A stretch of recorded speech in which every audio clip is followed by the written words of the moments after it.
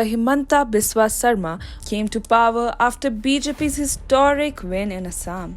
He replaced Sarbanand Sonowal as the new chief minister of the northeastern state. And since then, there's no stopping him. First, he made the separatist groups bow down to him. Then, he also wasted no time in filing a petition before the Supreme Court seeking the re-verification of the draft NRC. And now he's all set to address the population rise in the Muslim community. Traditionally, had it been any other BJP leader, the decision would have witnessed a backlash. However, Sarma over the years has established himself as one of the tallest leaders of the country. And that too in such a manner that BJP leaders and even opposition are obliged to give a nod to all his decisions. So it doesn't come as a surprise that Muslims are ready to work in tandem with him. Hi and welcome. You are watching TFI English, the national and socio-political analysis arm of the TFI Media Group. I am your host Diksha, and in this video, I will tell you how CM is seamlessly addressing population rise in the Muslim community as Assamese Muslims support him. Let's begin. Assam Chief Minister Himanta Biswa Sarma on Sunday met 150 Muslim intellectuals and held a productive meeting to counter the threat of population explosion in the state. Himanta gathered indigenous Muslim personalities from various fields at a program titled Alap Alochna, empowering the religious minorities, and while speaking to the media after the meet, confirmed that the Muslims agreed with his assessment. Sarma said, "We discussed a number of issues confronting the indigenous minority community, and it was agreed that the population explosion in some parts of Assam has caused a real threat for the development of Assam, more particularly in the economic sense." The fact that Muslim leaders are showing a willingness to work with Sarma speaks volumes about the identity the former Congress leader turned BJP leader has carved for himself. The minority community is ordinarily on the opposite end of the spectrum when a BJP government or a CM takes a similar decision.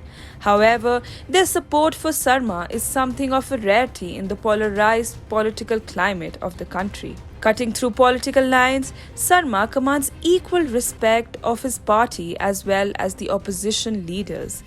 Hence, it doesn't come as a surprise that Muslims are ready to work in tandem with him.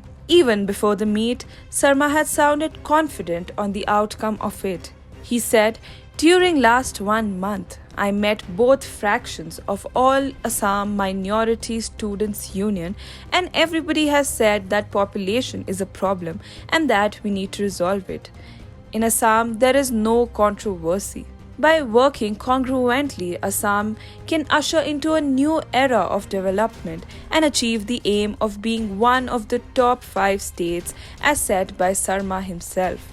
Already known for his hard taskmaster credentials, Sarma has been on a hot streak when it comes to tighten the loose screws in the state. As reported by TFI, outlining the government's 10-year vision for Assam, Sarma had recently remarked, "We have been able to manage our annual population growth somewhere around 1.6%. But if we go beyond statistics, you will realize that the Muslim population is growing almost at 29%. This means poverty illiteracy will increase among the Muslims. So we need to bring certain measures whereby the growth of the population can be slowed down." However, the biggest victory of Sarma has been bringing the minorities to the same table on the issue of CAA NRC. The state has been facing the problem of illegal immigrants swarming to the state in hordes for some years now. Bringing CAA NRC is being touted as the ultimate antidote to quash the decades-old problem.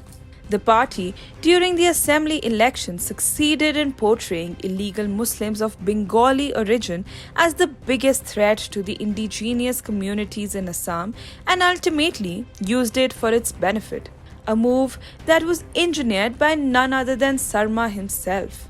convincing the Muslims about their real identity and earning their trust on CA-NRC was one of the reasons why Congress AIUDF alliance failed to rake in the minority votes and Sarma stamped his authority and ultimately won the CM seat. After the anti-CAA violence took the grip of the state last year, there were reports about the BJP leader harboring worries about the political fallout of the move.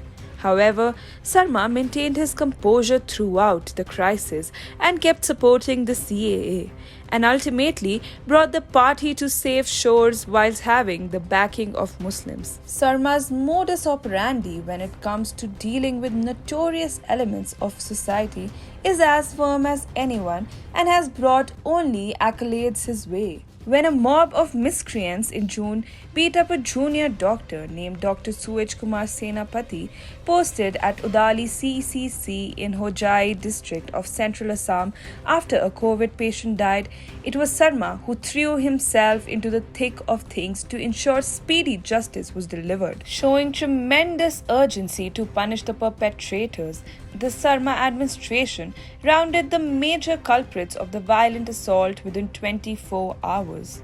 Sarma took to Twitter and revealed, 24 culprits involved in this barbaric attack have been arrested and the charge sheet will be filed at the earliest. I am personally monitoring this investigation and I promise that justice will be served. Sarma is quietly transforming Assam and bringing it on par with the other states. He has already projected himself as one of the tallest leaders going around in the country, and his stature is only set to rise as Muslims continue to gather in his corner.